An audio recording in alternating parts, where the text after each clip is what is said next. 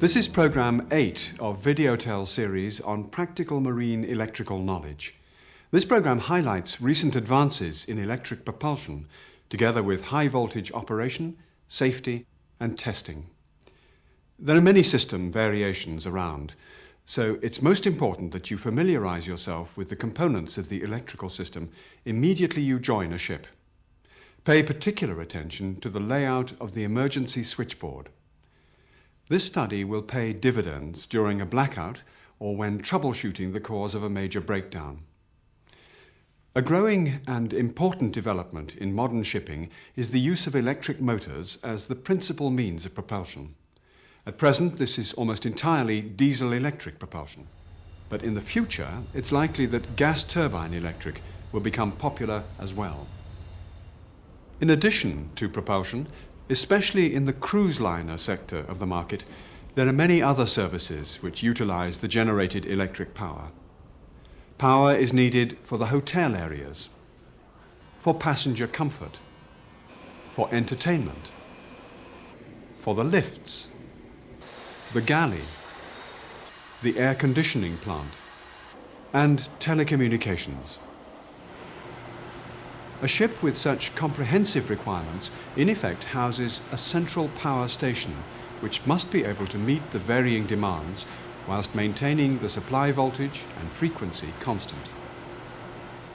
So, in contrast to the average ship requirement of 1 to 3 megawatts, a modern cruise liner supporting comprehensive hotel facilities might require more than 40 megawatts.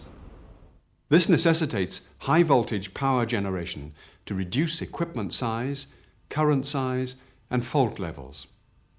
Here, the power is generated and distributed at 6.6 kilovolts, stepping down to 440 volts and 220 volts for auxiliary and support services. Some specialist vessels generate power at 11 kilovolts. High voltage operation necessitates extremely rigorous safety procedures, which you cannot ignore. When investigating any fault or when doing routine maintenance, it is essential that the correct documentation is filled out and countersigned. For instance, good practice would require the Chief Electrotechnical Officer, or CETO, to fill out a permit to work order for a routine insulation test on a high voltage circuit. This would include circuit details and a risk assessment listing isolation points, site preparation, and personal protection sections. The electrical work permit request must be countersigned by a senior authorized person, usually the chief engineer, and the duty watchkeeper. An electrical isolation certificate is issued listing where the HV circuit is to be switched off, isolated, locked off, and earthed, and in which lockout box the isolation keys have been deposited. The CETO now collects keys from the lockout box and a number of isolation warning tags and safety notices. He and his assistant proceed to the relevant circuit breaker. It's important to fix notices to warn all colleagues of the work being carried out.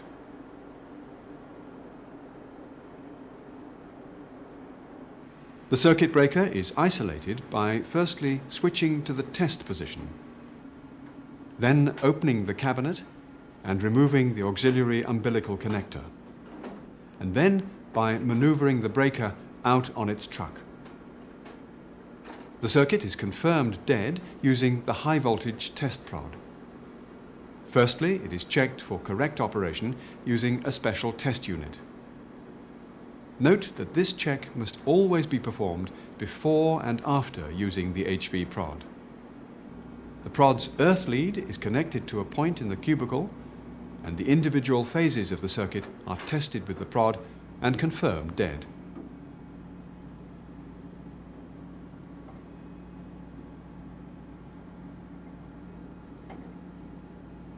Don't forget that the prod must be rechecked for correct operation after the test has been performed. When satisfied that the circuit is dead, the cubicle shutters are locked off and the CETO attaches a label confirming it is isolated, the bottom half of which is torn off and attached to the permit to work. The circuit breaker is pushed back into its enclosure to guard against any ship movements. The circuit earth switch is now closed onto the outgoing circuit. At this point, the isolation certificate can be completed and the sanction to test filled out. Now the CETO proceeds to the high voltage equipment he needs to test. Again, the HV prod is used to confirm the circuit is dead.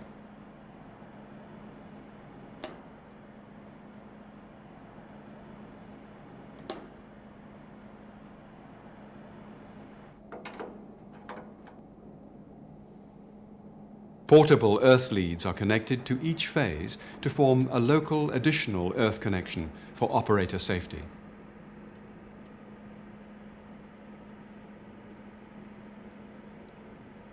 The 5 kV insulation resistance tester is now connected, while the additional earth is still connected.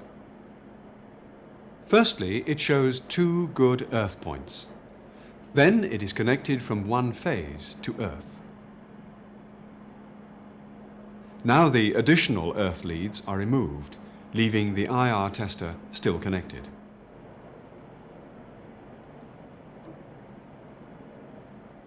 Back at the circuit breaker, the main earth is also disconnected.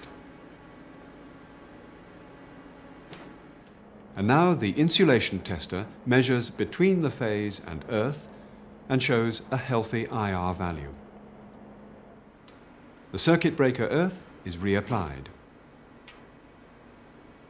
The additional earth is reconnected to the 3 phases for operator safety, and the IR tester is disconnected. This process will be repeated to apply the IR test from the other 2 phases to earth, and then between each pair of phases. After all tests and other maintenance tasks are completed, as listed on the permit to work, the additional earth leads are removed, first from the phases and then from the local earth point. The panel doors are closed and locked and the warning signs removed. The circuit breaker tags will also be removed and the locks returned to the lockout box. The circuit breaker earth is now disconnected and the circuit is now available for normal service. The sanction to test, isolation certificate and permit to work are now completed, signed off and cancelled. Power generation starts with the diesels. Each diesel engine has its fuel input regulated by a Woodward electronic governor to maintain constant speed in order to obtain constant generator frequency of 60 Hz. The main 6.6 kV switchboard will be separate from the engine control room. Here are the 6.6 kV bus bars and the main protection relays. These protection relays continuously monitor critical operation levels such as currents, voltages, earth leakage, unbalanced loading and temperatures, and where necessary give an alarm and trip a main circuit breaker. The breakers will be of the air type or the more modern SF6 gas-filled type, or even the vacuum interrupter type. Also in the 6.6 area are the generator AVRs, automatic voltage regulators, the synchronizing panel, and the propulsion motor excitation control units. With so many varying demands on the power supply, it is essential to have a power management system, PMS, to control its distribution and to run the power system efficiently and safely. There are situations, for instance, where it is permissible to limit propulsion load to maintain full power to the hotel services. Typically, the system sequences the generators evenly and runs individual generators at a high load factor for maximum fuel economy. It is a totally automated system which can be overridden by the chief engineer. The main use of the generated power is obviously for the ship's propulsion. During the start-up procedure, the ship's propulsion motors and auxiliary services are made ready for sea from the engine control room, or ECR. The bridge requests transfer of control to the wheelhouse and bridge wings prior to sailing. From this point, the bridge commands are repeated in the ECR and in the 6.6 kV switchboard area, where it is called local control. Control of propulsion can be transferred back to the ECR if necessary. Once a ship is fully underway, a common practice is the synchrophasing of propellers. This particularly applies to cruise ships, where it's desirable to reduce hull vibration to a minimum, and this is largely achieved by synchrophasing the two propeller shafts with the blades set at the optimum relative position. To achieve synchrophasing, the two shafts' turning speeds must be within 5 RPM. This procedure is not used in heavy seas, where the propellers might emerge from the water, causing excessive speed fluctuation. One of the main benefits of electric marine propulsion is that the diesel engines driving the AC generators and the propulsion motors do not have to be in line, allowing a greater flexibility of layout and a saving of space. As we've seen, the diesels can be sequenced for maximum fuel economy, so it would be unusual for all four to be running together.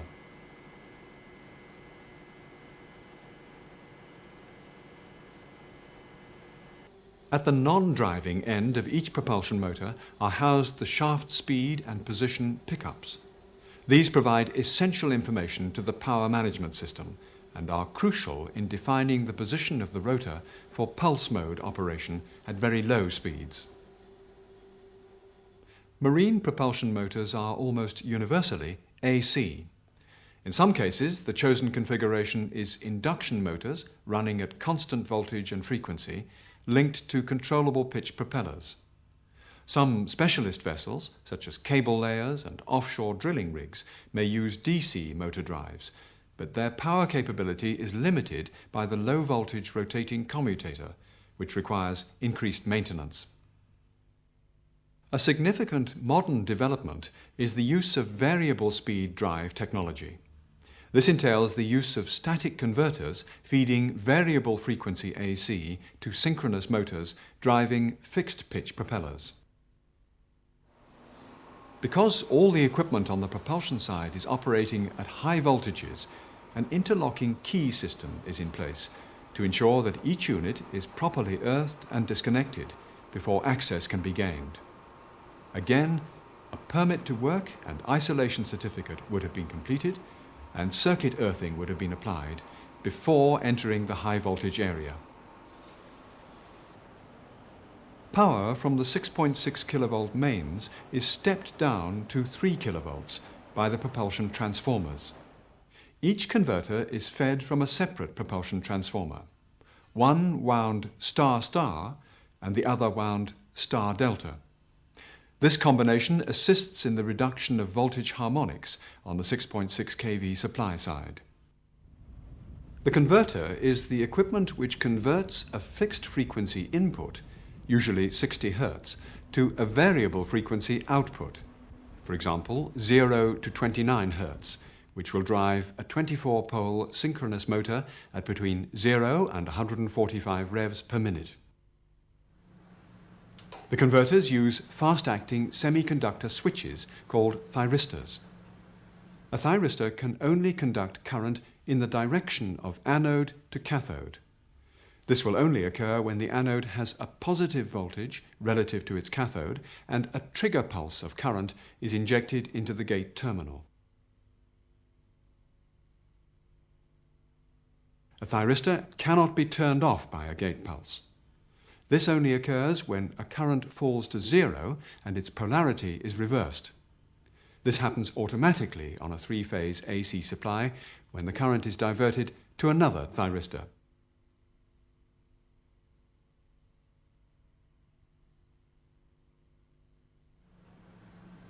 A perfect switch has no power loss, as it will have 0 resistance when closed for current flow and infinite resistance when open.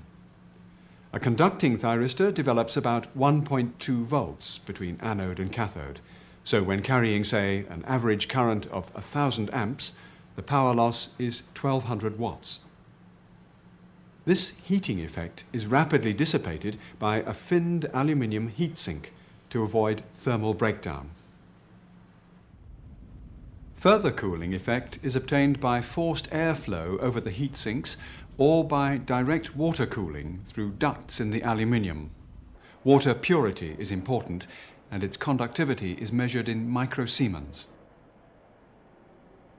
Frequency converters can switch as AC-DC-AC, the synchroconverter type, or AC-AC, known as cycloconverters. This is a three-phase synchroconverter.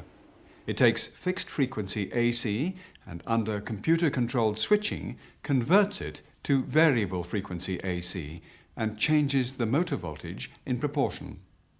The converter is in two identical sections: the network bridge, essentially the controlled rectification stage, and the machine bridge, the controlled inversion stage. The bridges are connected by the DC link reactor coil, which provides a controlled current source to the inverter stage. This is housed and cooled separately. The variable three-phase output is fed to the motor. Computers control the converters. There is one computer per propulsion motor. To ensure smooth running and to have built-in redundancy, there will be 3 computers available. The third computer is online and tracks normal operations, but to ensure that it will cope with handling the propulsion on load, it will be regularly switched into service. To achieve this, the power supply to the propulsion motor has to be switched off before the changeover of the computers. In a synchronous AC motor, the rotor magnetic poles are locked in synchronism with a rotating magnetic field produced by the three-phase stator windings. The stator field rotates at a speed given by N equals F times 60 divided by P, where N equals revs per minute, F is the frequency of the three-phase supply currents to the stator, and P is the pairs of poles arranged within each stator winding, the same as the number of rotor poles. The variable frequency from the converter directly fixes the rotor shaft speed. The required shaft torque, T, is proportional to flux and current, where I is the stator current and phi is the rotor magnetic field flux. The direction of the stator field rotation is set by the sequence of currents supplied to the 3 stator windings. To reverse shaft rotation, the propulsion computer will bring the forward speed to a controlled stop, then switch the converter thyristors into a reversed sequence. The propulsion motors have 2 separate 3-phase stator windings fitted 30 degrees apart. This arrangement creates a 12-pulse torque to reduce shaft vibration. In an emergency, it would be possible to run as a half motor with reduced power output, but the 6-pulse operation will increase vibration and voltage harmonic disturbance. Each half motor is fed from a separate converter. A synchronous motor has field poles mounted on its shaft which lock into synchronism with the stator rotating magnetic field. The rotor field requires a DC current to magnetize each pole to the required strength to produce the shaft torque. The DC field current is obtained from a small shaft-mounted rotary AC exciter, also called a rotary transformer, which supplies shaft-mounted diodes. This is called brushless excitation, as no moving contacts are used. The AC supply to the exciter uses an AC-AC thyristor controller. There is a spare excitation unit which can be switched to replace either the port or starboard unit.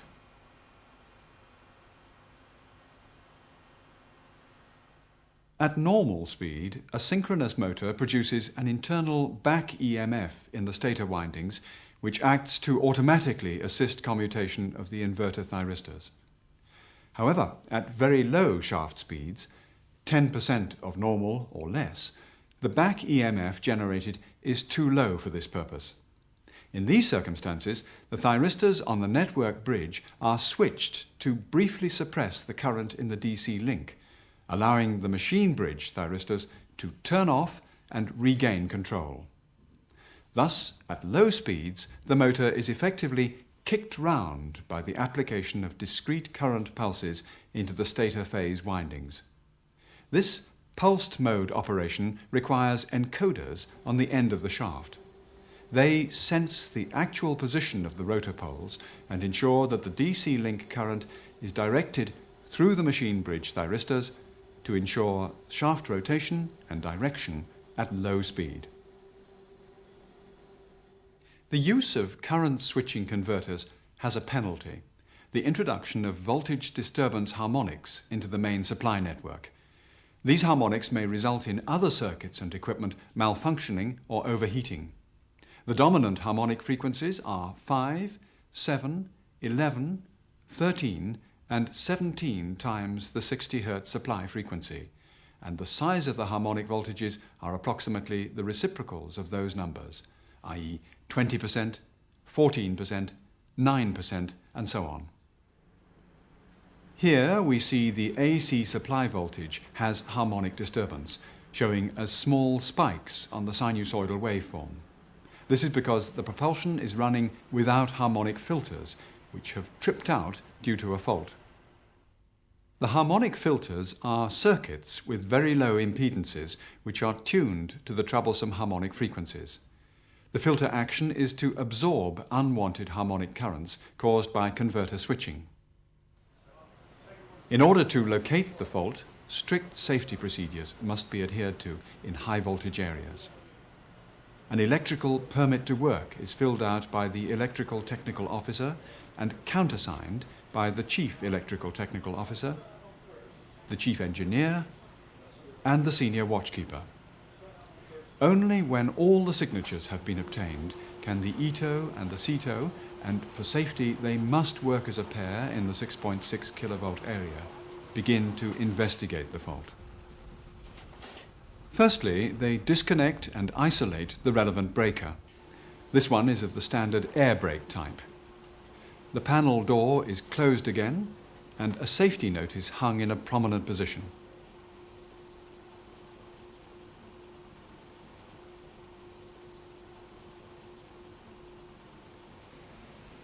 At the back of the cabinet, the cable is connected to earth through an earthing switch.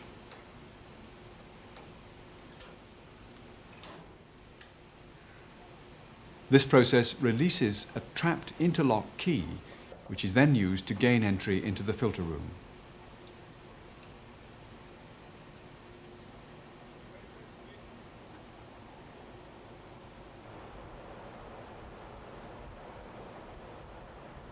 In the filter room, a temporary earth is applied for a few minutes to ensure full discharge of the harmonic capacitors.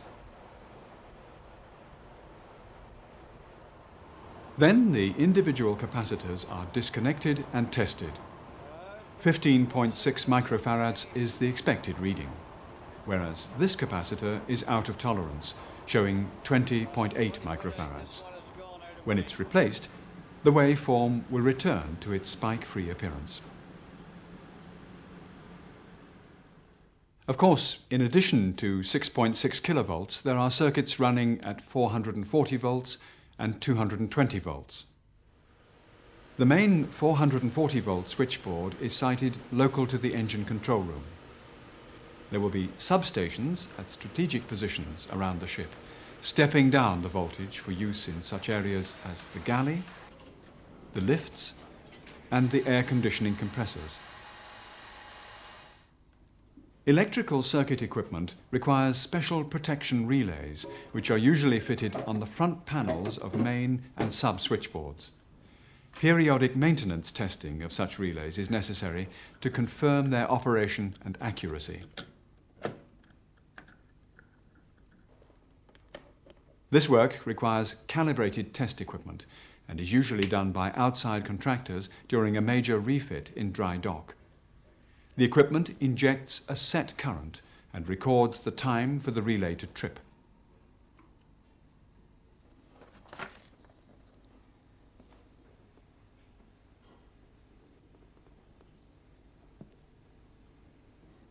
Here, the contractors are testing a 33.3 kilovolt vacuum interrupter circuit breaker. This relies on the contacts being in a very high vacuum to limit arcing on opening and closing. The test equipment applies a very high voltage between the breaker contacts to verify that the vacuum insulation is secure. Another periodic task is to check for local hotspots, and here the use of a special thermal imaging camera tells the operator where heat is being produced, for instance at a high resistance bus bar joint. The camera can freeze the image, and these still pictures can be downloaded to PC.